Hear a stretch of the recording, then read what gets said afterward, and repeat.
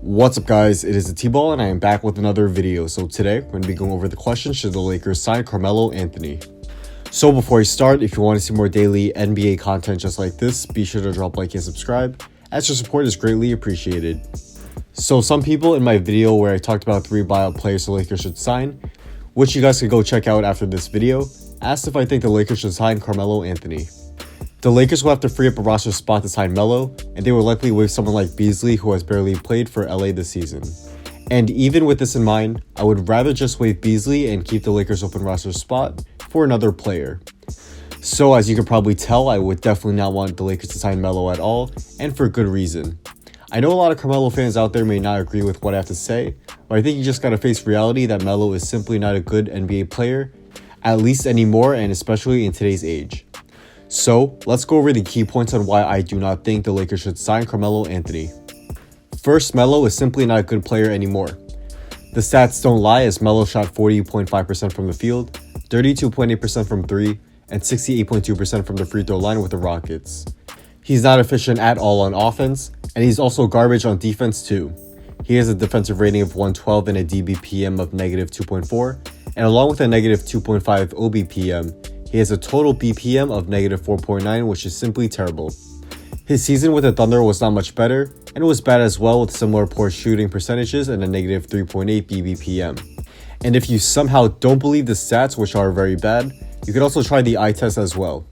Melo is a sieve on defense as he is as quick or athletic as he used to be, and he can't stay in front of threes and struggles against small ball fours.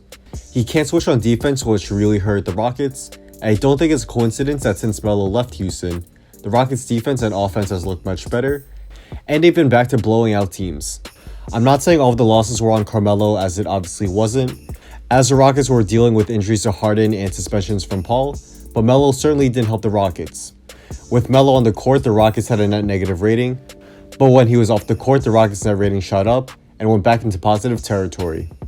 And this also takes me to my next point. Anthony's game simply doesn't fit with the modern NBA style of play.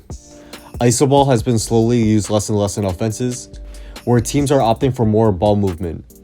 Anthony's holding the ball and trying to create his own shot game isn't as useful and prominent as it once was. ISO ball is still very prevalent on some teams such as the Rockets themselves, at times with Harden and CP3, but the difference between those two guys and Melo is that those guys are actually good at it. Melo simply is not the same great ISO player he once was, as he lost the speed to blow by defenders to get to the rim, and the power to back down opposing smaller and weaker players. So back to the Lakers, they should definitely not sign Anthony in my opinion. Carmelo is a terrible defender, which is something the Lakers definitely don't need, especially with Kuzma struggling on this side of the floor.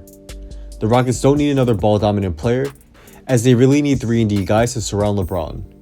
Melo did look like he tried to put more of an effort on playing off the ball in Houston, but he still reverted back to his old ball-stopping ways many times.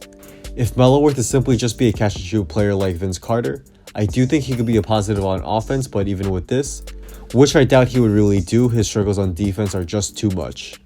His hot games on offense would simply be negated by his terrible defense, and even those hot shooting games would be few and far between.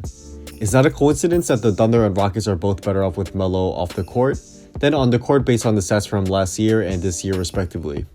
Personally, I think Melo should just retire and hang it up after a decorated career, but I think he'll still look to find another team where he could get a big role and get a lot of shots. And hopefully, Magic is smart enough not to give him that opportunity with the Lakers.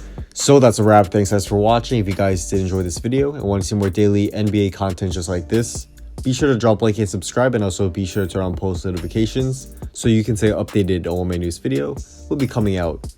Also follow me on Instagram and hit me up if you want to talk about basketball, business, or have any video ideas you want me to do. Let me know, as I do try to get back to all you guys there. Drop a comment down below if you think the Lakers should sign Carmelo Anthony.